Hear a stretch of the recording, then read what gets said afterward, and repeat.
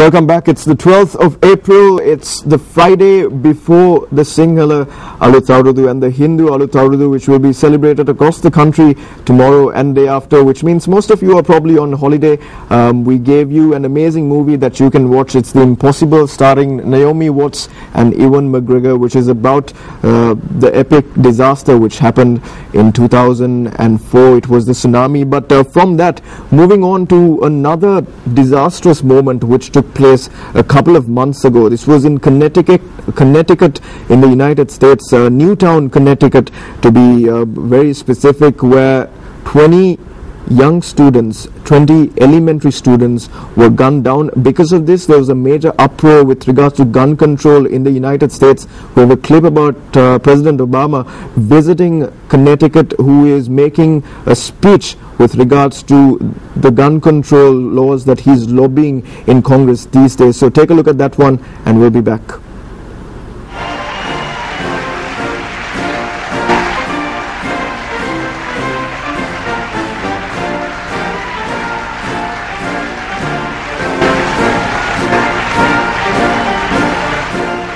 US President Barack Obama pushed Congress to tighten gun control legislation while on a visit to Denver, Colorado. Obama said that Colorado's recent step to tighten its gun laws show that it is possible to require background checks for all gun buyers without infringing on gun ownership rights. I believe there doesn't have to be a conflict in reconciling these realities. There doesn't have to be a conflict between protecting our citizens and protecting our Second Amendment rights.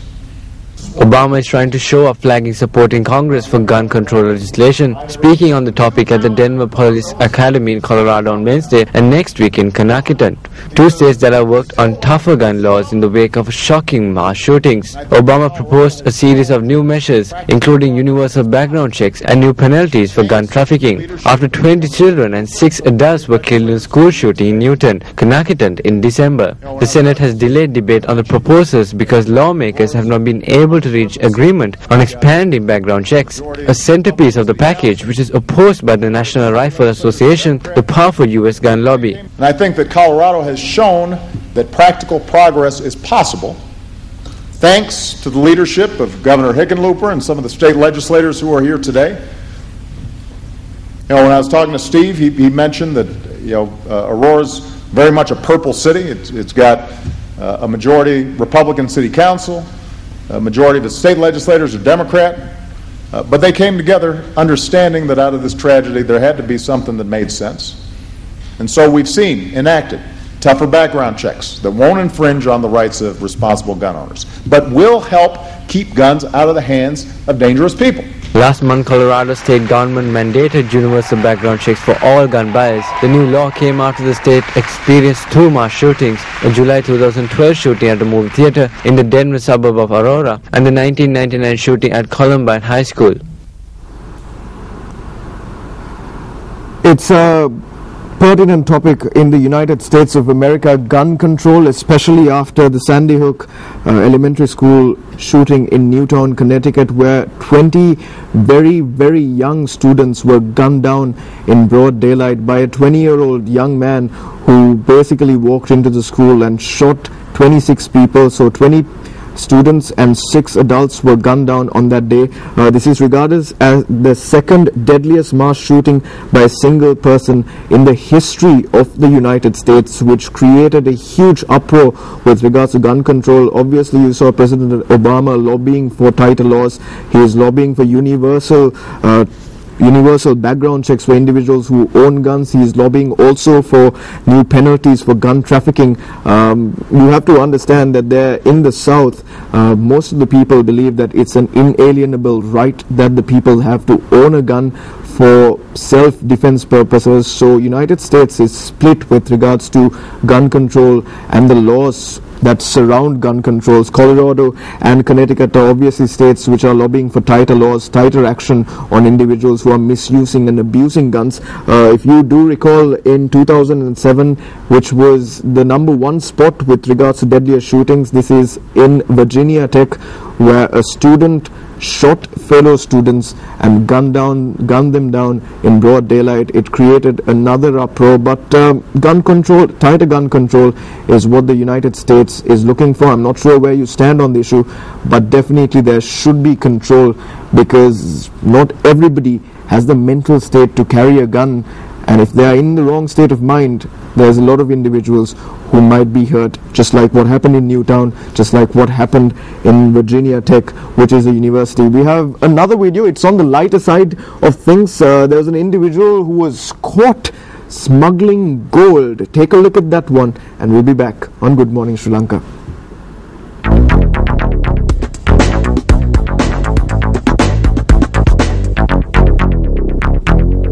Italy's Finance and Border Police Guardia di Finanza released video of what it says is the seizure of 110 kilograms of gold found on Sunday, hidden in the car of a family on an Easter outing. According to a police press release, the family has been stopped during routine customs and cross-border currency movement checks in the village of Ponte-Chiasso, which lies near the Swiss-Italian border. The police said the family, including a 53-year-old man who is a Swiss resident of Italian origin, his wife and 3 young children, had been on what appeared to be an ordinary Easter outing with the family. However, police officers grew suspicious when the family members became nervous and gave evasive answers to their questions. After thorough inspection of the vehicle, the police discovered 12 gold bars totaling 110 kilograms in weight hidden under a storage compartment. The gold bars were wrapped in newspaper and are worth around 4.5 million euros, the finance police said. The ingots had no stamps indicating their origin or degree of purity on them, the police said. The gold bars in the car were seized by the police,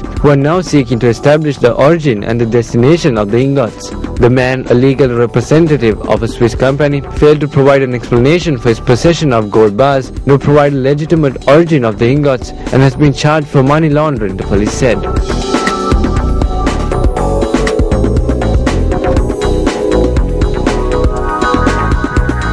Welcome back. So the storyline is such that if you're trying to smuggle gold out of a certain country, don't do it in the backseat of your car, because authorities are stringent on these things and you will get caught trying to do illicit things of that nature. Having said that, what we have to share has nothing to do with gold, but it has to do with innovation in the industry of technology, right? The technology industry is such, we know this for sure, that it's fast-paced, it's dynamic, there are lots of changes which happen in weeks, in months. One thing that I can say now is this laptop which I see in front of me might be completely redundant in 2 or more years, and that's what happens to technology. And Microsoft is actually planning on building a 7-inch tablet, because there's a huge market for tablets, there's a huge market for versatility, there's a huge market for things that you can carry around, mobile devices in the form of laptops, or because personal computers have gone out of market. I don't know that many individuals who use personal computers anymore, because they carry a iPad, they carry a mobile phone, a smartphone, which you can do everything that you can do on your computer with, or you carry another device which basically can fulfill the same things you can do on a personal computer. So Microsoft is trying to bridge this gap. Microsoft tablet ambitions combined with planned price breaks for its flagship software. It's going to be a 7-inch version of the Surface tablet that they have. This will be obviously competing with the likes of the Samsungs and the likes of the Apples as well. So look forward to that one. I'm looking forward to it. I'm not a huge tech geek as per se, because I do have a smartphone. The only things I do on the smartphone which I couldn't do on any other normal phone is probably email. But if you are a tech fanatic, this is something that you can look forward to. Microsoft obviously comes up with amazing products, and this is one such product, the 7-inch tablet, which they will come up with in the near future. We have another little clip lined up for you. This is regarding the Queen of Edinburgh, or rather the Queen and the Duke of Edinburgh, who went on a little day trip very recently. So take a look at that one, and we'll come back to the studio and explain as to what the Queen and the Duke of Edinburgh were up to in this little day trip of theirs. Britain's Queen Elizabeth II had the chance to live every child's dream on Friday when she toured a chocolate factory.